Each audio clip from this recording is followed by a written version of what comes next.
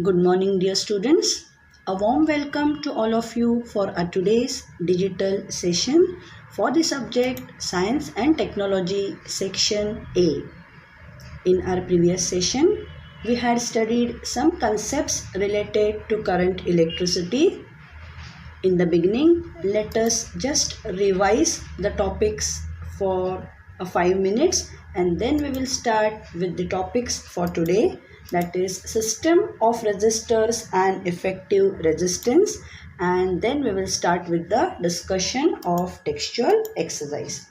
So as usual, in the first 5 minutes, let us have a glance at the last session's topics.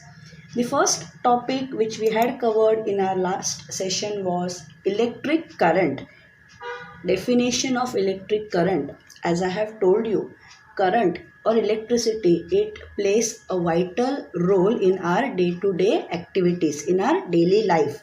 But in scientific terms, what is this electric current that we had studied? Let us see its definition. Current I is defined as the amount of charge passing through a conductor or a wire in unit time. This is the scientific definition for current. So if charge Q is flowing through cross section of a conductor in time t, then current I is equal to Q upon T, that is amount of charge flowing in a particular time. So this is the formula for electric current. SI unit of charge is coulomb and SI unit of current or current is expressed in ampere. Why the unit ampere is allotted to current, I had told you last time, because it was the French mathematician and the scientist Ampere who had conducted a number of experiments on electricity, related to electricity, and today we can measure the current flowing in a wire. That is more about electricity we can only measure or we can find out because of his work, and hence the unit of current is called ampere in recognition of his work. So the current is expressed in ampere. So when you can say that the current is 1 ampere, 1 ampere current is said to flow in a wire if 1 coulomb charge flows through it every second. So 1 ampere current is equal to 1 coulomb of charge flowing through a wire in 1 second.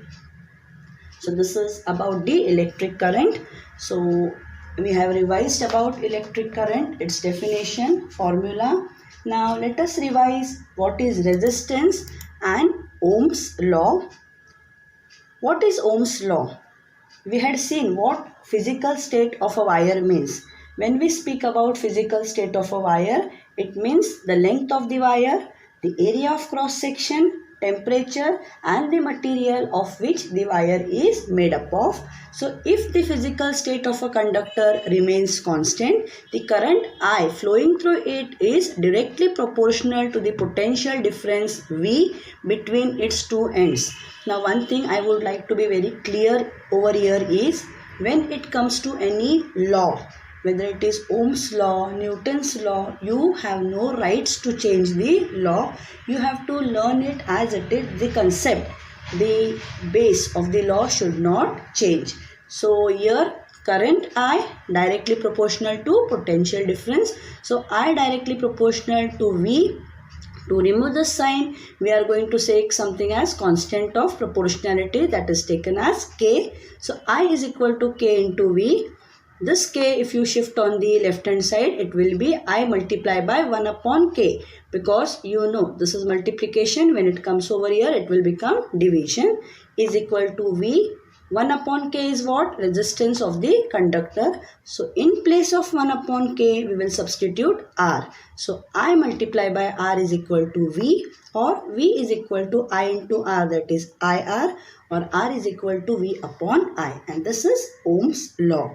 So this is very important to solve the numerical examples ahead, and Ohm's law is a very important part of electricity. If you attempt physics in the college, then Ohm's law, resistance, resistivity, all these physical concepts related to electricity should be known by you very thoroughly.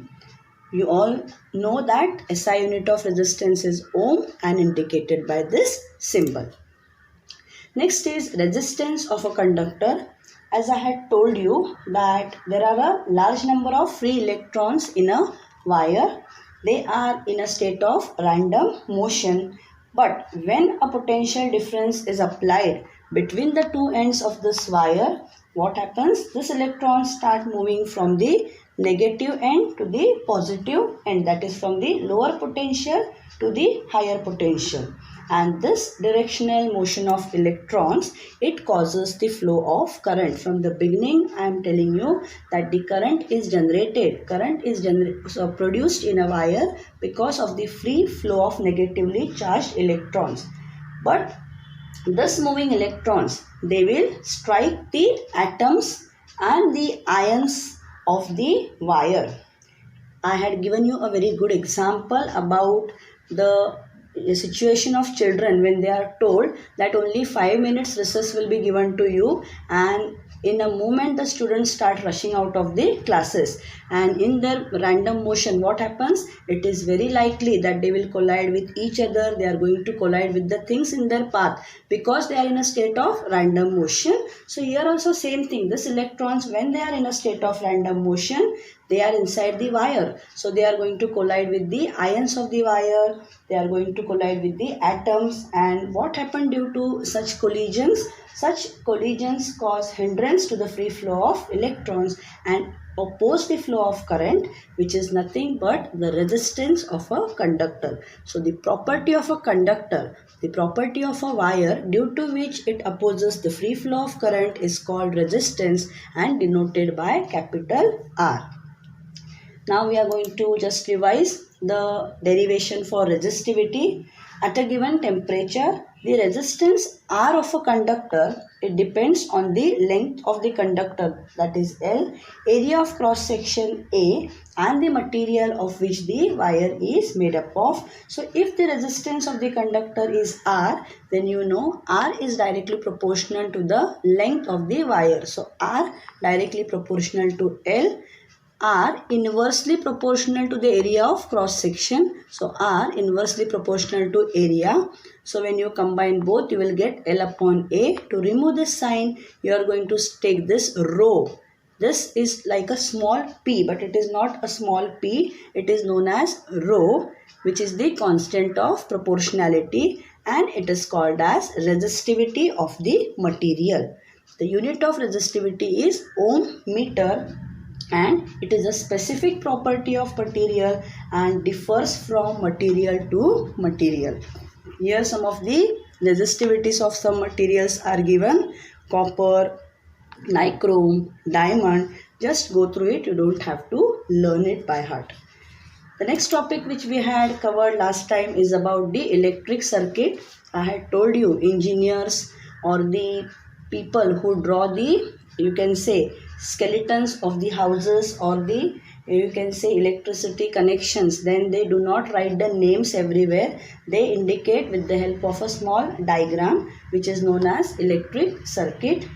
Here, what do you mean by an electric circuit? A continuous path of an electric current through a conducting wires connected to the two ends of a cell and other resistances is called an electric circuit. Here the word continuous is very important. Now this circuit here is depicted by a figure. This figure, it shows how different electrical components, the entire chart of electrical components, what is a cell, how it is denoted by, what is its use, symbol, everything. That chart from page number 36 I had shown you last time.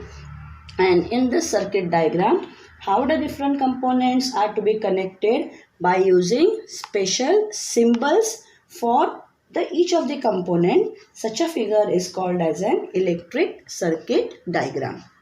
So up till electric circuit and the entire chart we had studied last time. Now let us start with our today's topics. The first very simple topic which we are going to study now is about conductors and insulators. conductors. The word itself tells you that something is being conducted, allowed to flow through it. So how you can define a conductor? Conductor is nothing but any substance which has a very low resistance, and due to the low resistance, current can easily pass through it, is known as a conductor. Conductor means it allows the electricity to be conducted, to be flown through it very easily. Why? Because it has a low resistance and a large number of free electrons. You know, more the number of free electrons, more the current will be allowed to flow with ease. So conductor, most of the metals are good conductors of electricity, and hence you might have heard the wires which carry the current in your houses, they are usually made up of conducting materials or metals. Why? The main purpose behind it is that when you are putting any wires in the circuit, this wire should allow the free flow of current. The exactly opposite is insulator. Now, these substances have a very high resistance. High resistance means the flow of current will be restricted, and hence these materials do not allow the electric current to pass through it. They are known as insulators. So all metals I have told you. You can see the examples: copper, aluminium, steel. All these are good conductors of electricity. And if you see in your day-to-day life, copper is used mainly in electrical wires. Insulators, plastic, rubber, glass, cloth, wood are all different examples of insulators. Hence it is told that when you are working with any of the electrical devices, while cleaning the electrical devices at home, you have to make use of insulators, make use of rubber gloves. Or if any person by chance is you can say affected or is stuck to the electric current circuit and all, you have to make the person aside from the source by insulating materials. Make use of a wooden stick, a plastic stick. Do not touch the person with the hand. Why? Because your body also contains different ions which will allow the electric current to flow through your body also, and you are also likely to get a shock, and hence insulating materials or insulators are used in that case. So I hope you have understood the topic of conductor and insulator. Here two types of questions can be asked. One is define conductor with examples, define insulators giving examples, or distinguish between conductors and insulators. And as I have told you in the beginning, whenever you write any points for distinguish, examples are not a point, they are only in support of your concept or topic. So here we complete with the topic of conductors and insulators. Next, if you see on page number 37 in your textbook, you have experimental proof of Ohm's law. This is given in the theory, but it will be conducted in the practical through the practical video as experiment number 2. Coming Monday, you will get the experiment, the first experiment of section B, its second part, and after that the next Monday you will get this Ohm's law practical through the video, so that you have to complete in the journal. Now our last topic to end this chapter is two very important derivations we are going to study under the heading of system of resistors and effective resistance. That is, when resistors are connected in a series combination and when resistors are connected in parallel combination. So let us begin with the first derivation. Let us see what do you mean by series, what we mean by parallel. System of resistors and effective resistance. First, we will understand what do we mean by a resistor. A resistor is a two-ended component having a given amount of resistance between its two ends. It is a two-ended component having some amount of resistance between its two ends. And if you see the different electrical devices which you have in your houses, in several electrical devices a number of resistors are connected together in different ways, and Ohm's law, which we have studied in our previous session, is applicable to all such which connected resistors. So here you are going to study about the connection of resistors in two ways. One is in a series combination and other combination is parallel. So let us see what do we mean by resistors in a series combination. Here if you see an electric circuit, the three ends of these three resistors, the three resistors are R1, R2 and R3. The three ends of these resistors are connected so that they follow one after the other in a single line. After R1 you have R2, after R2 you have R3. They are in a single line. The ends are connected to each other, and hence these resistors are said to be connected in a particular series in a single line. So first understand the meaning. Why resistors in series? Because resistors are placed one after the other in a single line where their ends are connected so that they follow one after the other pattern. In a series combination, current, same amount of current flows through each resistor, and that current is denoted by a capital I. Who will measure the amount of current? It is the ammeter. Same current, remember the concept thoroughly, same current flows through each resistor.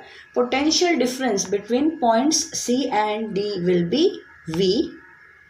R1, R2 and R3 are connected in series. The potential difference for the potential difference for R1 will be V1. R2 the potential difference will be V2, and for R3 the potential difference will be V3. Understand carefully. Resistors are connected in series. When it is a series combination, same amount of current flows through each resistor. Potential difference between points C and D is V1 for R1, V2 for R2 and V3 for R3. Now V is equal to V1 plus V2 plus V3. If V is the total amount of potential difference between points C and D, that total potential difference is the sum of the potential difference across R1, R2 and R3. So V is equal to V1 plus V2 plus V3. If you apply Ohm's law, you know V is equal to IR. We have studied Ohm's law. Here you are taking RS. Why S? Resistance in series combination. For parallel, next combination you are going to take RP. So V is equal to IRS, resistance in series. For V1 it will be IR1, V2 it will be IR2 and V3 will be IR3.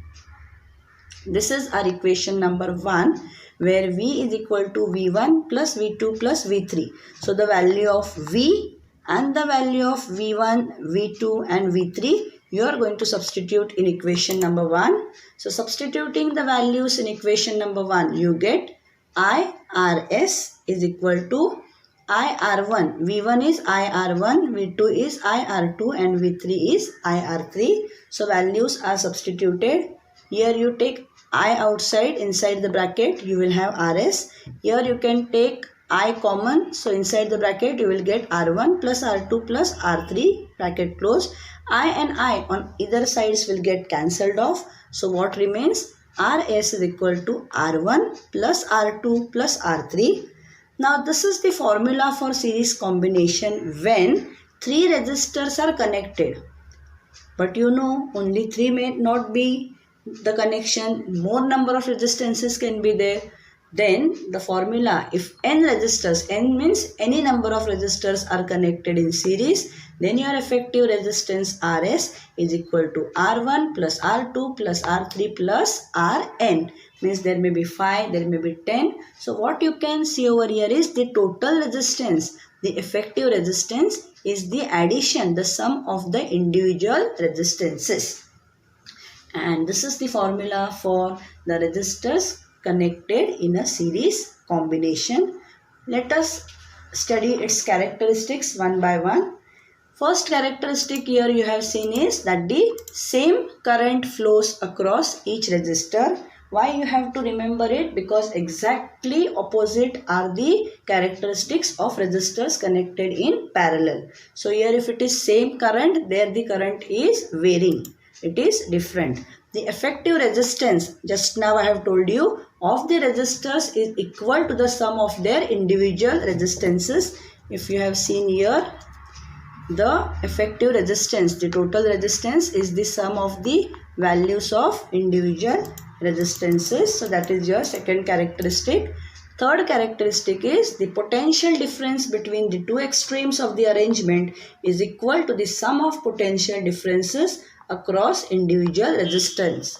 V is equal to V1 plus V2 plus V3, sum of the potential differences. Fourth one, the effective resistance is larger than each of the individual resistance. Your total resistance will be larger than each of the individual resistances. Means if R1 is 4, R2 is 3 and R3 is 10, then your RS will be total of all the three. So 10 plus 4 plus 3, 17. So your effective resistance 17 is greater than individual values. And fifth one, this arrangement is used to increase the resistance in a circuit. Resistance is increasing. Same amount of current is flowing. So resistance is increasing. And these are the characteristics of resistors connected in a series combination. Now one more thing here you have to remember is when resistors are connected in series, they are connected one after another. If any one of them does not function, the circuit breaks and there is no flow of electricity. Why? Because the resistors are connected one after the other. If any one of them breaks, what will happen? If any one of them does not function, the entire electric circuit will break and there will be no flow of electricity. For example, if two bulbs are connected in series, they will both give less light than if they had been connected individually. Why? Because the same amount of current is flowing through them. If three bulbs are connected in series, their light output will decrease further. So these are the characteristics of resistors connected in series. Now let us move to the next type of combination, resistors in parallel. Now here you can see parallel, one below the other resistors, 1, 2, 3, R1, R2 and R3. So three resistors R1, R2 and R3 are connected in parallel. Now why they are said to be connected in parallel? So resistors are said to be connected in parallel when their ends are connected at both the sides. See the ends of the resistors.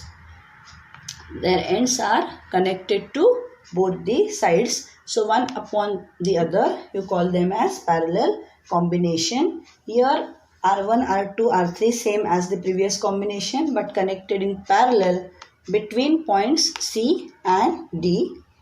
V is the potential difference between points C and D. Potential difference is V. So here potential difference is constant. In the first case current was same. Here I1, I2 and I3 are the currents flowing through the three resistors. That is I1 current is flowing for R1, I2 is the current for R2 and I3 is the current for R3. Means you can see the basic difference that for series same current, here current is different for each resistor. Their potential difference was across each resistor was different. Here potential difference is constant. This is very important for you when you have to explain in comparison, or it is a distinguish between type of question. So the total current flowing in the circuit is what? I is the total current is I1 plus I2 plus I3. In the previous case it was V is equal to V1 plus V2 plus V3. After application of Ohm's law, you know I is equal to V upon R. For parallel I have told you before it will be RP. So for I1 it will be V upon R1, I2 is equal to V upon R2, I3 is equal to V upon R3. So everywhere you can see the formula which you have studied means in the previous sessions is applicable ahead. So all the formulae should be studied and known by you thoroughly. Then only all these derivations will become easier for you to remember. Don't just mug up. Don't just learn it, understand. It is very simple to remember once you know the Ohm's law carefully. It is application of Ohm's law. Substitution this in the equation number 1. What was our equation number 1? I is equal to I1 plus I2 plus I3. So this values you are going to substitute here. So in place of I, V upon Rp is equal to V upon R1 plus V upon R2 plus V upon R3. So V, if you take common, you will get 1 upon Rp is equal to 1 upon R1 plus 1 upon R2 plus 1 upon R3. If n number of resistors are connected in parallel, 1 upon Rp is equal to 1 upon R1 plus 1 upon R2 plus 1 upon R3 plus 1 upon Rn. So I hope you have understood both the derivations in a very thorough way. Now when these derivations will be, you can say, known fully by you when you try to just go through it carefully and without seeing, when you try to write it down in your notebook. Now looking at these equations and all, it seems very easy, but when you actually sit to write, that time you will understand where you fall short. Suppose Ohm's law, you have studied the formula V is equal to IR. You have studied previously in resistance and Ohm's law, V is equal to IR. So when you have to derive for I, it will be V upon Rp. So all this R is equal to V upon I. So this formula, when you study carefully, then only you will be able to apply it ahead. Now as we have studied the characteristics for series, same way let us see for parallel combination. The first characteristic is the inverse of the effective resistance is equal to the sum of the inverses of their individual resistance. Why inverse? You can see here 1 upon Rp is equal to 1 upon R1 plus 1 upon R2. It is inverse. So the first characteristic is the inverse of the effective resistance. 1 upon Rp is equal to sum of the inverses of individual resistances. Current flowing through an individual resistor is proportional to the inverse of its resistance, and the total current flowing through the circuit I is equal to I1 plus I2 plus I3 means sum of the currents. Potential difference across the end of all resistors is same, means potential difference V is constant. The effective resistance of resistors connected in parallel is less than the least resistance of individual resistors. For series it was greater. And the fifth one, this arrangement is used to reduce the resistance in a circuit, whereas series combination, this arrangement was used to increase the resistance. So basic difference between both the combinations you have come to know over here. For a parallel combination, even if any one of the several bulbs connected in parallel become non-functional because of some damage due to its filament, the circuit will not break as the current flows through the other paths and the rest of the bulbs light up. Whereas in the series, what happens? If any of them does not function, the entire circuit will break because the same amount of current was flowing. So when several bulbs are connected in parallel, they emit the same amount of light as when they are connected individually in the circuit, whereas bulbs which are connected in series, they emit less light than when they are connected individually. So I hope you have understood the topic properly. There is no such type of, you can say, the meaning of the topic. Each and every formula should be known by you, then only you will be able to apply it in the derivations. Now one request from my side is, both the derivations which we have studied today, go through each of them very carefully. Then diagrams, try to draw the diagrams. See, unless and until you draw the diagrams, you won't be able to know it. Just we will go behind to the diagram of parallel combination. See, while drawing the circuit diagram, how the ammeter is connected, how the voltmeter is connected, how resistances are connected, key, ammeter, everything when you draw it on your own, label it, then only you will understand where you are going wrong. Both the derivations, study it carefully one by one, and without seeing, try to write it in your notebook. That is the main request. Then only you will understand it carefully, because it is a very, very important part or topic in physics, in science. And ahead also, if you see the textual exercise, the numerical examples, everywhere this resistors in series and parallel formulae are very, very important. So with this, we have completed with the explanation of chapter number 3, current, electricity. Now if you have your textbooks with you, on page number 43, you have about the precautions, the fuse wire, domestic electrical connections and all that we do not have to go through, but precautions to be taken while using electricity, that we are going to discuss in our next session. And I am going to start with the textual exercise. So I will request all of you, when you attempt your next session, that is tomorrow, you will sit with a textbook with you. Also, before attending the session, you will go through the textual exercise. Try to get answers on your own by referring the topics. If you are not able to get, I am always there with you. I am going to discuss the answers. But if the answers are ready from your side, then the session will not be boring, it will be interesting.